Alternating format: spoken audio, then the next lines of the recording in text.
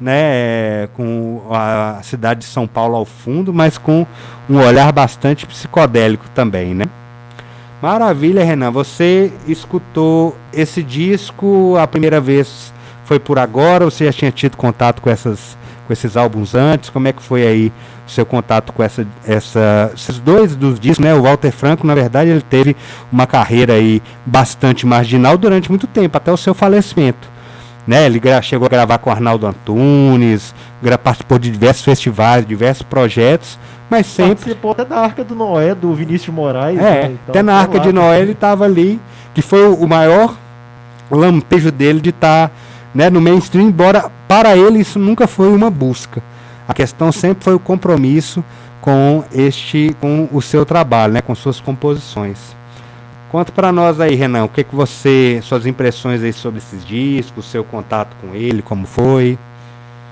Rapaz, a primeira impressão que eu tenho desse disco é uma coisa até bem surreal, e mais surreal ainda quando a gente pensa no conteúdo desse álbum.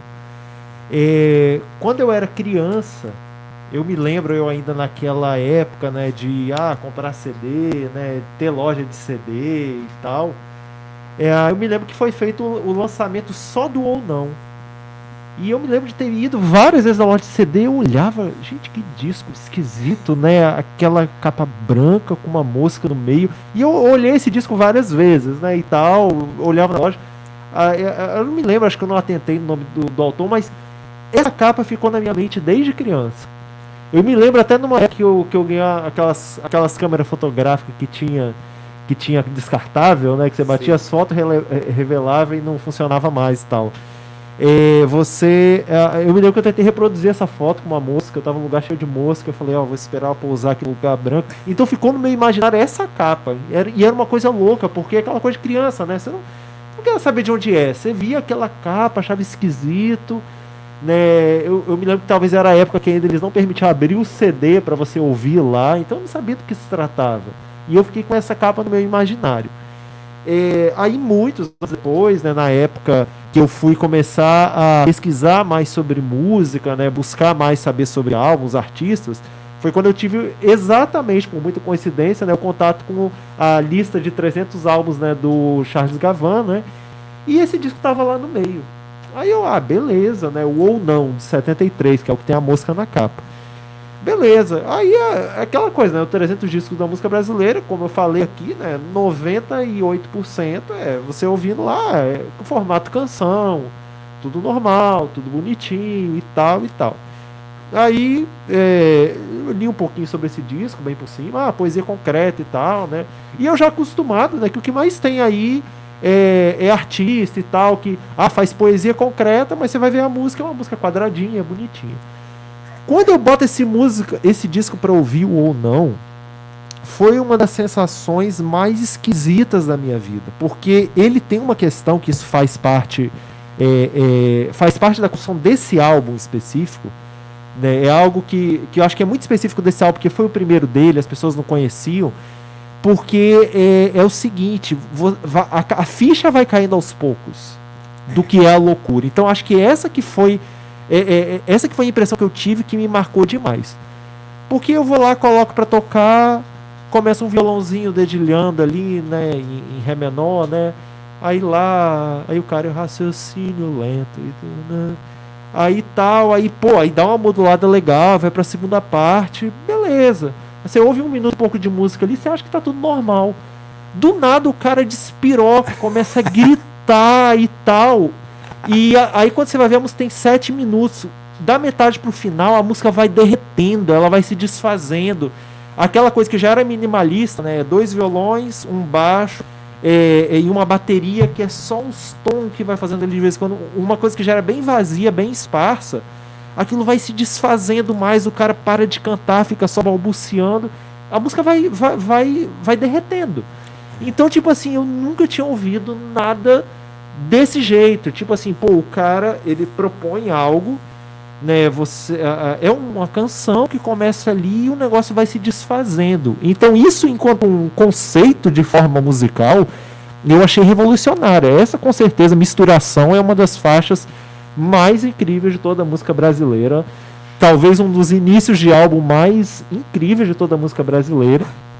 E aí o disco é no sentido da loucura mesmo, né? Ladeira abaixo, né? Tipo assim, dessa questão da desconexão. Agora ele é um disco muito bem construído, porque, tipo assim, terminou a primeira música, aí logo no final da primeira música terminou o último som, aí a primeira você ouve, né? O que tem? Nada. Que é o que? O que vai aparecer lá na 10ª música, que é a cabeça, que é a grande obra-prima pós-moderna dele, né? E tal. Então, assim, tem várias conexões, né? Que são muito fáceis de identificar, né? Então tem uma música que aparece depois de outro jeito, tem um trecho de uma música, tem que é Fundo do Poço e Doido de Fazer Dó. Que é um marco de edição, porque na verdade ele gravou aquela faixa de uma forma, digamos assim, sequenciada, e você vê que foi como se tivesse um disco arranhado. Né? Você não entende nenhuma palavra na primeira vez. Que eu comprei, quando eu comprei o CD, que coloquei, falei assim, mas rapaz, eu comprei o disco CD velho arranhado. Eu vi, isso foi, né, construído em 73, mas não. Era uma superposição que fizeram, uma um pouquinho na frente da outra, que fica toda embolada. E a música é essa. E ela é assim, né? Porque depois, mais à frente, ele mostra ela numa outra configuração. Aí a impressão foi essa, que depois e é engraçado, porque ele começa nessa loucura, depois... tem lista aqui? Tem. Lista. Lista? Cadê? O disco é tão louco que não tem nem ali. A arte original. A arte original. Esse aí já é o do Revolver. Sim, esse é o do Revolver. Sim, tá aqui. Aí tem a misturação água e sal, né? Que é a curtíssima, né, e tal.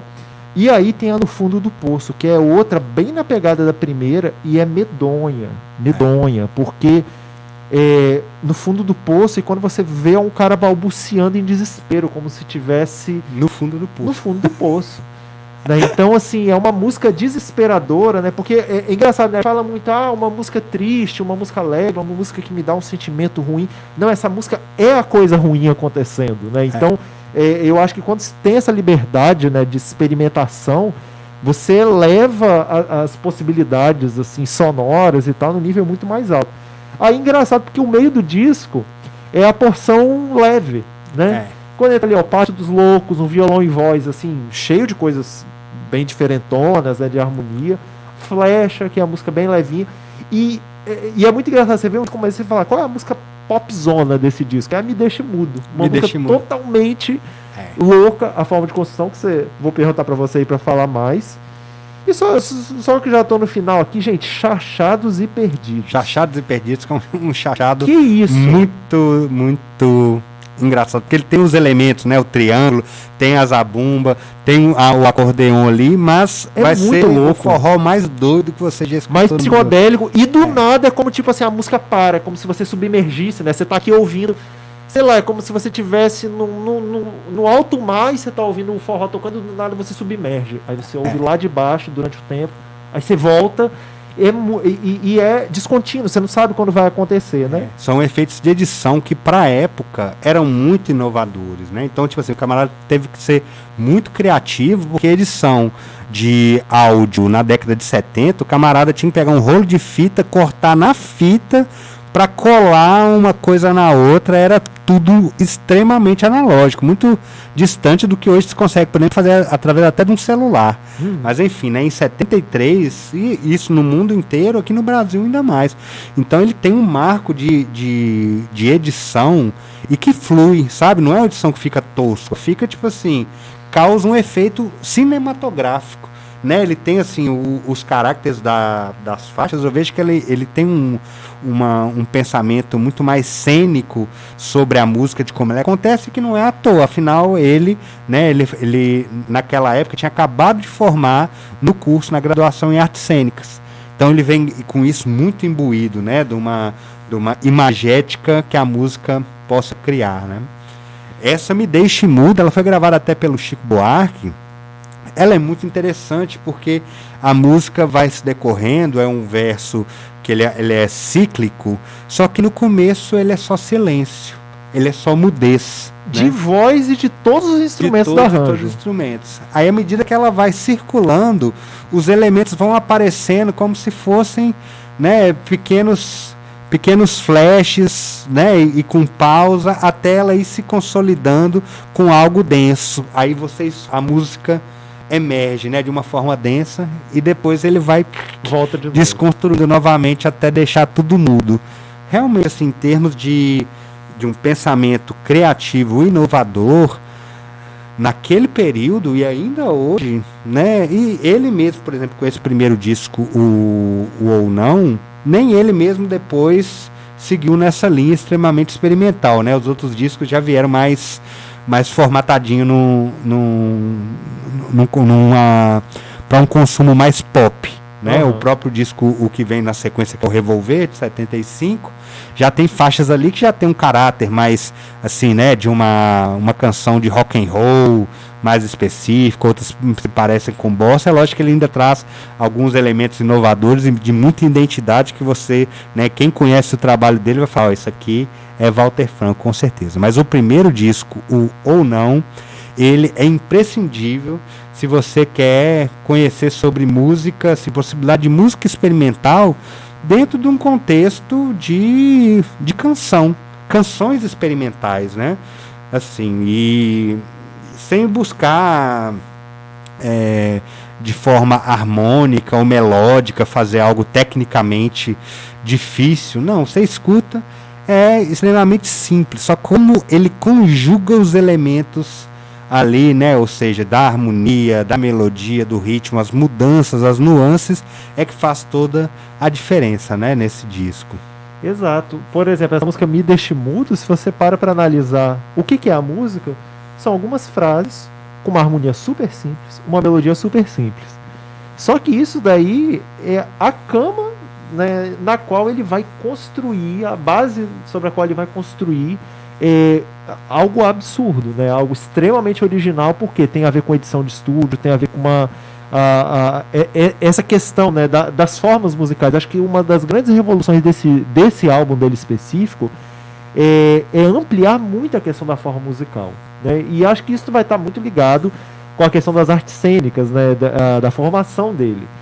Né, e a gente sabe, já discutiu isso aqui, né, que a mais conservadora de todas as artes é a música, né? Enquanto você vê o pessoal das artes cênicas, das artes visuais, do teatro, da dança, totalmente conectados com a modernidade, na música geralmente é o formato canção, é a tonalidade, né, é aquela coisa bem caixinhas mesmo, né? Então quando ele veio com essa ideia, é uma coisa bem diferente. E o incrível é que ele vai finalizar o disco, né, com... Aí ele volta com aquela doido fazer dó, né, que aparece lá no início, ininteligível. Aí, o final, ele tem um efeito aqui impressionante, o Vão da Boca, né? É uma música que aparece trechos de 3 ou 4 músicas que já apareceram no disco. E no final, quando ele tá num ápice, assim, e tal, gritando pelo Vão da Boca, gritando, do nada, corta, tipo... final do lado A do Abbey Road dos Beatles, né? Tá no ápice e silêncio absoluto. E aí ele começa com a música que inicia mais silenciosa do disco, que é a Cabeça. Essa daqui eu tenho uma outra memória afetiva dela, essa música Cabeça, porque desde sempre meu pai falando, não, porque eu tinha uns festivais aí que teve um festival aí uma vez e tal, que tinha um cara que era só ele falando, cuidado com a cabeça, que ela explode e tal, e fazendo uma manipulação sonora. Aí ele comentou isso uma vez, que ficou na minha cabeça e tal, cabeça que explode. E ele participou do Festival Internacional da Canção, que foi o último Festival Internacional da Canção que teve. Essa música dele, Cabeça, ela foi finalista. Era simplesmente ele falando, cuidado com a cabeça, que ela explode, que ela pode explodir, que ela vai explodir ou não, vem daí, inclusive o título do álbum. E aquilo vai se adensando, ele vai manipulando aquilo, mexendo e coisa e tal. E é isso. Né? Até que no final aqui no álbum, né, aparece os caras falando que horas são e tal. E pronto, acabou. Né? Então o que acontece? Isso daí, imagine um festival da canção. O que é o Festival Internacional da Canção? Era um festival nacional no qual eles tinham vários premiados, né, ganhadores, principalmente os 3 primeiros, Só que a ganhadora, a música que ganhou o primeiro lugar, ela ia para um festival internacional para competir com todos. O Brasil, inclusive, ganhou lá com a música Margarida, do Gutenberg Guarabira, nos anos 60 e tal. Foi a única vez que o Brasil ganhou o festival internacional. Então, cada país tinha uma música representante que ia para a final. E simplesmente imagina, chegando todos lá com as músicas bem quadradinhas, os próprios Lobos tocando as músicas lá do Raul Seixas, né, uma do Raul e outra deles lá no próprio festival, no final do festival, e as músicas tudo formato canção, tudo mais quadradinho. Do nada aparece um cara lá falando, cuidado com a cabeça que ela explode, e manipulação de vozes e tal. Simplesmente tinha uma banca para avaliar quem ia ser os ganhadores. Quando se soube que a banca ia colocar essa música como vencedora, a banca foi diluída. Eles mudaram a banca que estava avaliando, porque iam colocar como vencedora do Festival Internacional na edição brasileira a música Cabeça, do Walter Franco. Porque a banca era a galera bem modernona mesmo e tal, né? Então, para vocês verem, né? Tipo assim, ele ia ser o ganhador da edição brasileira do Festival Internacional da Canção, que foi o último, mas foi impedido porque os organizadores falaram, não tem condição de fazer isso. E aquela coisa, ele no festival, né, os relatos, né, ele totalmente zen, calmo, sendo extremamente vaiado e lá, falando e tal. E isso era uma das coisas, né, que a gente vai falar depois, né, sobre a personalidade dele, que é uma coisa muito curiosa, muito interessante, né? Daniel, para você, o que é o álbum Ou Não de Walter Franco? O Ou Não foi uma experiência incrível, porque eu conheci o Walter Franco através de uma música, que foi Água e Sal, porque encontrei ela numa coletânea, né, que envolvia ali o Tom Zé, o Hermeto Pascoal e o Walter Franco, que é uma edição sobre o cancioneiro popular brasileiro da editora Abril, né? Eram uns discos de vinil que aí vinha com a história dos artistas. Aí eu tive acesso a esses discos e aí falei, olha, Walter Franco, não conheço, deixa eu conhecer. Então li e escutei essas duas músicas, né? Que foi especificamente uma, na verdade, foi uma, Água e Sal. Eu achei aquilo interessantíssimo, porque era uma música que não tem 1 minuto no máximo, né? Então é totalmente assim, com violão, um baixo muito presente, e eu fiquei impressionado. E aí num dia, quando eu fui numa loja lá por idos de 2000 e pouco, e me deparei com o CD, né? Foi compilado, foi editado pelo Charles Gavan, que é essa série Dois Momentos, né, de clássicos da MPB, que ele pegou, né, e remasterizou das fitas originais. Eu tinha esse e um do Tom Zé também, que depois seria interessante, que é do Se o Caso é Chorar, né, que tem o disco que ele compilou também. Eu também tive acesso a esses dois. E quando eu coloquei lá, né, sempre ia para um quarto tranquilo para escutar a música, eu coloquei esse. Rapaz, eu fiquei meio cabreiro, né? Porque tem algumas faixas assim que você escutando, é igual o Schoenberg, né? Você escutando sozinho no escuro, meu amigo, você fica meio noiado, né? Com a situação. Porque é totalmente diferente, é experimental, tem muito grunhido, tem muito silêncio, né? Tem muito impacto e todas as letras de extremo lirismo. Muitas delas você tem que pegar um encarte para você compreender, porque ele faz intencionalmente uma sobreposição de letras acontecendo ali ao mesmo tempo, né? Um contraponto com diversas letras. Aí é bom você acompanhar para poder observar, né? Ter esse contato. Mas eu fiquei por muito tempo sendo disco meu de aplicação pra galera. Falar assim, olha, quer escutar um negócio diferente? Escuta esse aqui, Walter Franco. Eu levava pros cantos, né? Pra gente escutar a música, levava ele para principalmente o Ou Não, né, que é o de 73, e na sequência o Revolver de 75. Tem coisas aí que inclusive na época eu tocava com uma banda de rock progressivo, Nebula Ducks. A gente chegou a tocar a primeira, né? Ensaiou, acho que a gente tocou num show. A faixa chamada Feito Gente, que é a que abre o disco Revolver, que é o de 75. né? Mas eu tenho um carinho muito grande por esse disco. Você vê que eu tenho poucos CDs, né? Hoje em dia, não faço coleção, mas dos que eu tenho ainda, mesmo ele surradinho, por isso que eu só trouxe o encarte, né? A capa dele tá toda desgrenhada. Mas dos poucos discos que eu tenho ainda, né, de CD, esse do Walter Franco, porque sempre retorno a ele quando eu quero ter uma inspiração, né, escutar um negócio assim, nossa, deixa eu beber mais dessa fonte aqui experimental, inovadora. Você vê que é um disco que já tem aí quantos anos? Bem 40 e quase 50 anos, né? Quase 50 anos. 48 anos. E mesmo assim, eu não escutei, né, assim, porque ele não é um disco em si psicodélico. A proposta dele não é psicodélica, né? Então ele é bem diferente. Ele é um disco, um álbum experimental de canções que, assim, num lampejo se tornariam hiperquadradas, né? Super certinhas com todo lugar, só que é isso, ele subverte o conceito da canção. Como bem colocou o Renan, a maior inovação é na questão da forma e de como ele organiza os elementos e aponta ali. Esse é um disco, a mim, muito especial. E foi um dos discos mais impactantes que eu ouvi, assim, que realmente foi uma experiência muito boa. Inclusive, muito curiosamente, quando eu fui pesquisar, até na época que eu pesquisei um pouco, li um pouco o que eu achei na internet, né, sobre essa edição, foi muito criticado. Por que ele botou o Revolver antes, né? Por que eles botaram, né? No CD tem o Revolver e depois o Ou Não. E o pessoal criticou isso. Não, pô, o Ou Não veio antes, é muito mais importante e tal. Mas, cara, o que rola depois desse disco aí, Ou Não, né? Pra acabar mesmo, não rola mais nada, né? Tanto que tem uma faixa boa aí que não era pra estar aí. Acabou a música cabeça ali com aquela viagem, não passa pra mais nada conceitualmente, né? E é interessante que você falou. Eu tive, mais recentemente, nos últimos anos, eu tive a experiência de ouvir a discografia dele, do Walter Franco. Os que eu conheci eram exatamente esses dois, né? Porque são muito bem falados, né? O Revolver, ele tem já uma pegada bem mais roqueira, né? Um disco mais roqueiro, com a banda ali mais junto, mais preto, com menos silêncio.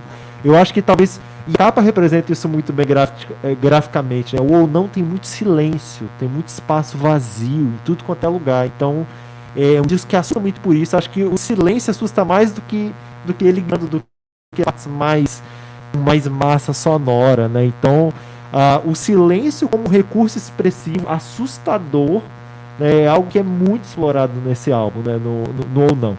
Né? É aquela expectativa, você não sabe o que o cara vai fazer, o que vai acontecer. E é interessante que você falou que ele não manteve isso. O Walter Franco foi um cara que lançou poucos álbuns. Você vê que são universos bem diferentes entre eles. Eu tive há pouco tempo essa lógica.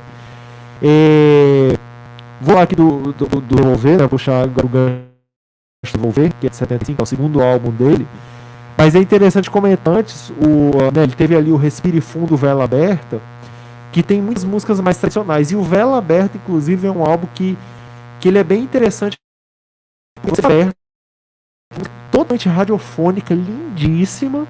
E duas faixas depois você tem Canalha, que é talvez o melhor hard rock já composto, assim, né, no Brasil, assim. Eu acho que o que o Walter Franco mais nos confunde, por exemplo, uma música como essa, Canalha, é que você ouve igual um álbum, não, você não sabe dizer. Você ouviu o Walter Franco cantando Canalha, engraçado, nossa, queirão e tal, nossa, é impactante. Cara, você não sabe. Ou até eu gostei, eu não gostei. Você fala assim, cara, eu gostei, mas é muito estranho, mas eu não gostei, eu gostei. Te confunde muito, né? Confunde muito, né? E o Revolver, acho que vai muito nesse sentido, de 75, né? Porque ele é um disco que, bem diferente, né? Lembrando aqui que o Ou Não, ele é um disco acústico, né? São violões, tem um baixo elétrico ali, né? Bateria e percussão bem esparsa, né? Aquela coisa de silêncios. muita edição e truques de estúdio, né? Muita utilização de voz, né, em meio a esses truques de estúdio. E já o Revolver é um disco de banda, né? E uma pegada mais roqueira e tal, dentro daquilo que acontecia nos anos 70. Né? Então, assim, qual foi a sua experiência com o Revolver e quais relações que você tece dele com o Ou Não? Justamente, apesar... Uma pausa, só uma iniciada aqui. Felizmente, muita coisa influencia. A gente estava percebendo agora, eu fui mexer num negocinho que tem no computador, deixa o computador mais lento. Na hora que eu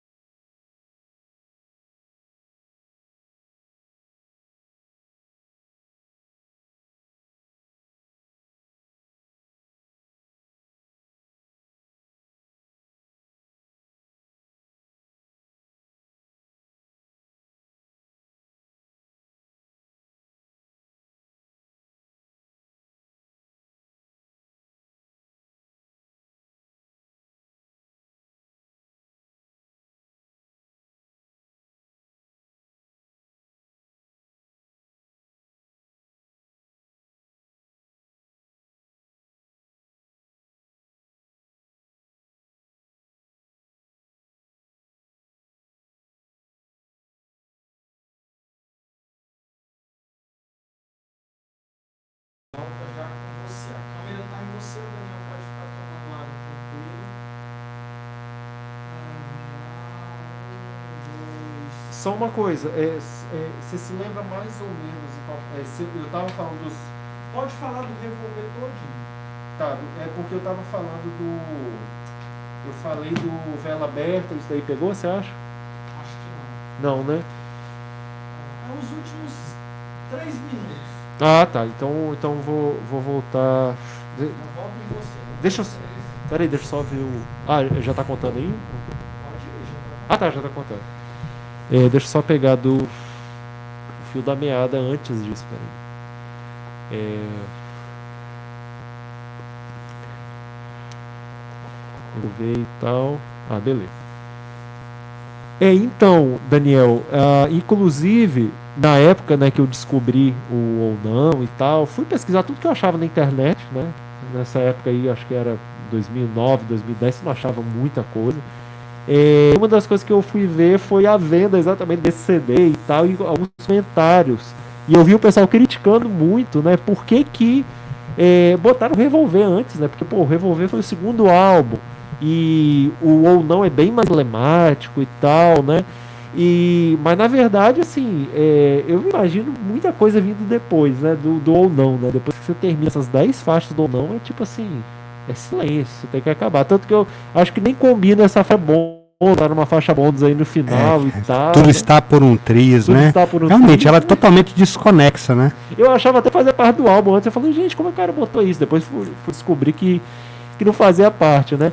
E uma coisa muito interessante que você falou é que o Walter Franco, ele uma das coisas mais marginais da atitude dele ao fazer música, e que é muito importante, é a questão dele não ter criado fórmulas. Ele poderia ter vivido a vida inteira aí repetindo a dose do Ou Não, né? Então, repetindo a dose do Ou Não, repetindo a dose. E não, os álbuns, eles são totalmente diferentes. Você vê 2 anos de diferença, são 2 universos totalmente diferentes. O Ou Não, né, tem essa coisa acústica, né, violão, baixo acústico, uma bateria, percussão esparsa ali. muita utilização de voz, principalmente com muitos truques de edição e coisas de estúdio que faziam ali, né? Muito centrado nisso. E o Revolver já é de rock, né? Banda de rock ali e tal. Claro que tem um espectro muito grande ali de estilos, de coisas diferentes, mas já é uma pegada banda, né? Muito diferente. E até, né, quando a gente fala do Revolver específico, né, ele depois Respire Fundo, o Vela Aberta. O Vela Aberta ele é incrível porque você tem a aberta, né, que é super radiofônica, super bonita, e 2 faixas depois você ouve Canalha, né, que é um hard rock pesadão, magnífico, né, um grande preferido meu essa faixa. E acho que o mais incrível do Walter Franco é que a gente não sabe o que sentir com a música dele. Às vezes ele nos confunde tanto, nos dá tantas possibilidades de uma forma tão estranha. Então você ouve uma música, um disco como Ou Não, ou ele cantando Canalha, você não sabe dizer se eu achei graça, achei engraçado, ou se aquilo me impactou, me mexeu fundo, aquilo foi um soco no estômago, né? Ou aquilo eu fiquei com medo, ou não, pô, é um rock legal e tal. É uma mistura de tanta coisa, né? Eu acho que ele nos proporciona um leque tão amplo de emoções que ele nos confunde tanto, né? Que isso torna a música dele muito significativa do ponto de vista artístico, né? Isto é, o Revolver, ele, como você bem colocou, né, é um disco totalmente diferente do Ou Não.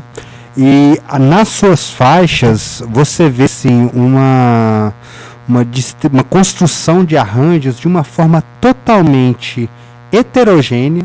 As faixas não têm, né, assim, uma similaridade nenhuma entre elas, só que quando você escuta o álbum no todo, você escuta uma unidade.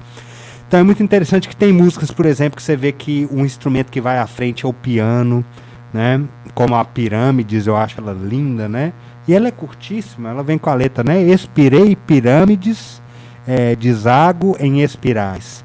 Né? Mas assim, de um lirismo tão grande, ele canta esse verso 2 vezes, né? E tem ali um piano meio bossa nova, só meio Tom Jobim, né? Esse piano aí de pirâmides. Você tem, por exemplo, uma própria Feito Gente, que é, né, um rock.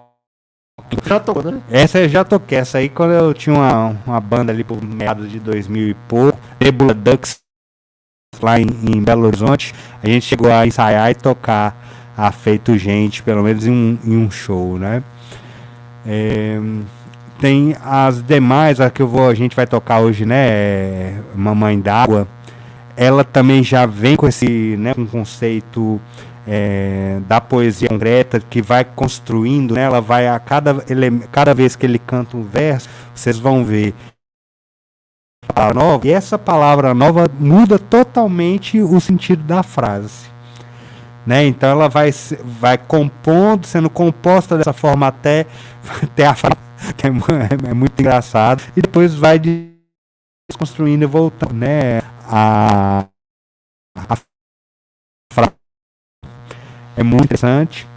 Ela tem momentos aí, algumas das faixas que tem muita percussão, é muito legal, né? Que é esta Animal Sentimental, né? E a Partir do Alto. Tem essa daí é bem mais forte a música da cabeira, né? muita. Então é como se fosse uma música mesmo ali pro pessoal, né, jogar, né?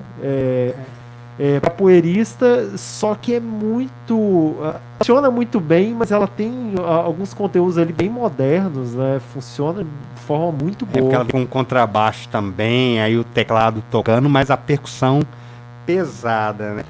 Tem uma música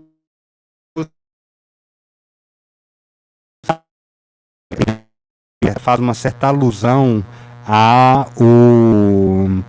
o trabalho, né, dos Beatles de uma forma, né, é bem sutil, por exemplo, como era de um álbum branco, mas que tem uma música no meio. E o outro álbum se chama Revolver. Revolver, né, e fazendo uma alusão aí ao Revolver, né, dos Beatles 66.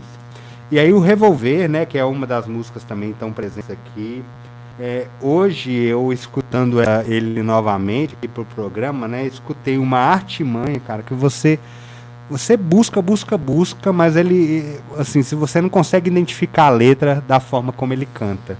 E não porque ele está cantando, é totalmente intencional, né? Ela é muito interessante. Cena maravilhosa, né? O Cachorro Babucho tem um lirismo imenso. Essa Nothing, né? Nothing to see, nothing to do, nothing today. Ela me parece muito, sou assim, como uma das músicas dos Beatles, né? Obladi, Obladá. Ela tem um caráter ali próximo, né? Mas que ela é bem festiva, mas muito viajada, né? Porque afinal, né? Eu estou nada para ver, nada para fazer, então eu vou ficar aqui olhando para os espaços vazios, né? Então... E uma das músicas, a microfaixa, né? Se você pegar o que acontece ali, dá 2 segundos, mas a faixa dá 7, né? Apesar de tudo, é leve. É isso, o cara resume todas as filosofias do mundo em uma frase, uma música de pouquíssimos segundos. Uma bossa, 2 acordezinhos ali, apesar de tudo, é leve.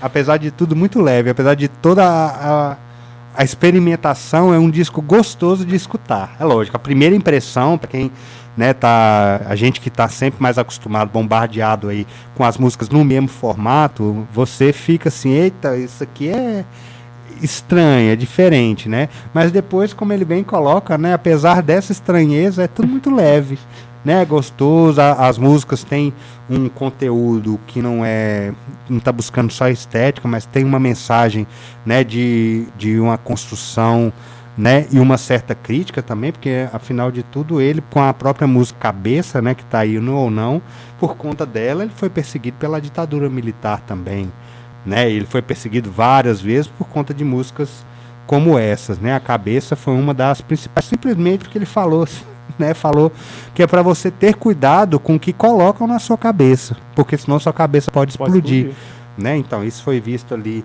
pela censura, né? Como algo que pudesse, né, mexer, né, influenciar, né, a juventude para aquele contexto, né? E por fim, eu ia comentar um pouco sobre a figura do Walter Frank enquanto pessoa, né? É muito curioso porque ele sempre foi um cara muito ligado, né? Sempre foi muito ligado à questão das filosofias orientais, né? A questão de meditação e tal. Então, um cara introspectivo na dele, muito focado e tal. E é a última pessoa do mundo que você vai imaginar que vai cantar o refrão da música Canalha, que vai gritar ali na misturação, eu quero que esse teto caia, né? E acho que isso é uma coisa que chama muita atenção, porque ele é um cara muito contido, muito na dele, mas tem esse extravasamento e parece que isso dá um peso ainda maior ao extravasamento dele. Tem uma entrevista muito emblemática dele no Jô Soares. Aquela de 1990? Nossa, a entrevista é emblemática, porque é aquela coisa, né? Jô Soares daquele jeito todo bufão, né? E tal, e fazendo piada e coisa e tal. E é tipo assim, aos poucos o Walter Franco transforma o ambiente total do programa só pelo jeito dele, altamente introspectivo de ser. Então ele chega lá, o Jô Soares vai, brinca, todo pra frente, coisa e tal, e ele na dele. Responde tudo pausadamente e tal. Aí o Jô Soares vai se transformando. E só a atitude dele de ser um cara que vai fazer tudo em um tempo próprio, ele transforma tudo à volta dele naquele tempo próprio. Então eu acho que esse magnetismo, né, esse poder pelo jeito de ser que ele tem, ele traz isso na música dele, né? Pode ser uma música que você não vai gostar, que você não vai concordar, que você não vai nem considerar que aquilo é música, é só uma experimentação qualquer, mas te toca, te chama ali de alguma forma, né? Porque parece que ele chega e faz com que você sinta algo naquela vibe ali, né? Então é um artista aí bem diferenciado nesse sentido, né? Muito bem, então esse foi o nosso Música Marginal de hoje com o nosso Walter Franco. Conheçam, né, um pouco mais sobre esse artista maravilhoso, né? Quem tem curiosidade de saber, né, o que tem para além do que, né, a grande mídia lhe oferece, né? Se você quer ampliar seu conhecimento, a gente fala, né, de coisas de todos os períodos, a gente vai ter mais momentos para falar da música marginal que está acontecendo agora na contemporaneidade, né? Mas a gente já vai trabalhar também sempre com o resgate, porque senão, se a gente não reconhece a nossa história, né, a gente está fadado a repetir os mesmos erros. Então é importantíssimo que a gente faça esse resgate, né, num momento que, enfim, para que isso não se perca, essas produções não se percam, né? E aquilo, você pode, né, conhecer de tudo. A música, a maravilha dela é essa, né, que é diferente de alguns outros espectros, né, que nós temos. O camarada de uma religião não pode ser de outra, né? Gosta de um time de futebol, não gosta de outro. Música não tem isso. Você pode, de uma forma muito tranquila, transitar por todos os espaços, né, que, né, você pode beber daquilo, pensar depois, se você é artista, né, gosta de ter outras referências para poder ampliar seu repertório, né, se você é um ouvinte atento, uma ouvinte atenta, né, que queira aí ampliar todo, né, as suas possibilidades sonoras, conhecer mais sobre música, é fundamental que você faça um resgate arqueológico, né, e também amplo, né, global, ou seja, conhecer músicas não só da cultura brasileira, mas da cultura, né, de todos os países, embora é aquilo. No Brasil, talvez o que a gente acaba menos conhecendo é até a nossa própria cultura, né? Então, a gente já parte desse pressuposto aí, né, dos artistas nacionais, de diversos períodos, né? A gente trouxe no programa passado, né, um disco de 2011, outro de 77, e vai transitando, né? Não o é... próximo tem música bem recente, Bem de recente. agora, dos últimos anos. Não é linear, né? A gente não está fazendo uma linha do tempo, né? E nem se apegando a estilos. É justamente trazer, né, o que não vem sendo conversado na grande mídia, né? Ou compositores, cantores, cantoras, compositoras que estão, né? Talvez até já tiveram em algum momento no mainstream e hoje estão, né, numa condição marginal, né, na qual as suas músicas não estão aí, não são de fácil acesso, né? Os algoritmos não vão te levar o Walter Franco assim de graça, né? Então você tem que digitar ali para poder pesquisar mais sobre esse artista. Aproveitando o ensejo, né, Renan, pedir para todo mundo aí curtir, compartilhar, se inscreva no canal TV NE 360, nos siga nas redes sociais, no Instagram, @portal Nordeste 360 e @música marginal. Muito bem, vamos terminar com música? Mais Walter Franco? Mais Walter Franco para sextar, né, Palheta? Simbora, é agora, sextou. Cantar Mamãe d'Água.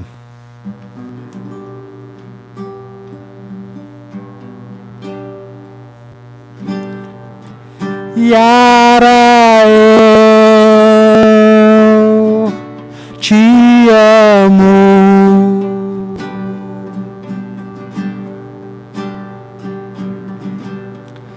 Yara, eu te amo muito.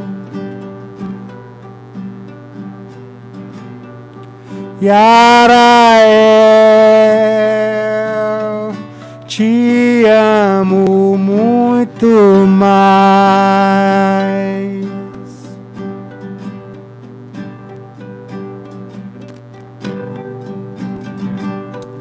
Yara, eu te amo muito mais agora.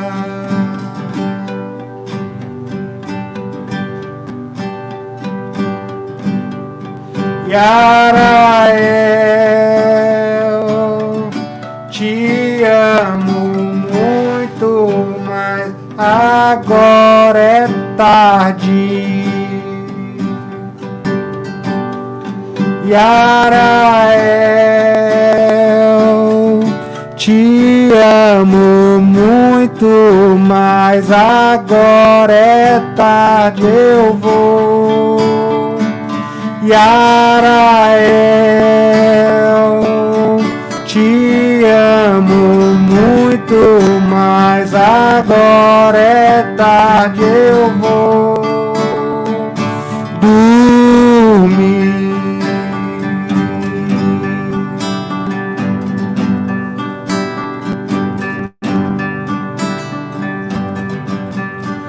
Yarael, te amo muito, mas agora é tarde, eu vou. Yarael, te amo muito, mas agora é tarde.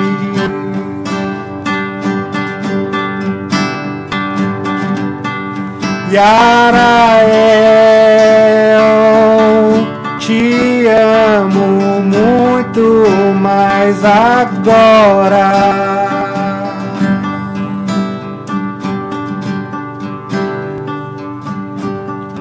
Yarael,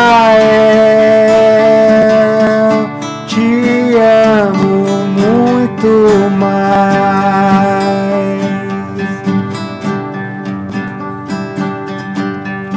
Yarael, te amo muito.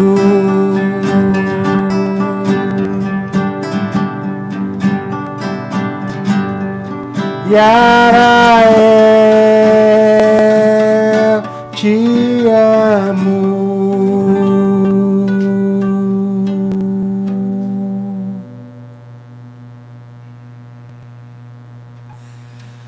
Boa noite, até semana que vem. Valeu, nobre Renan.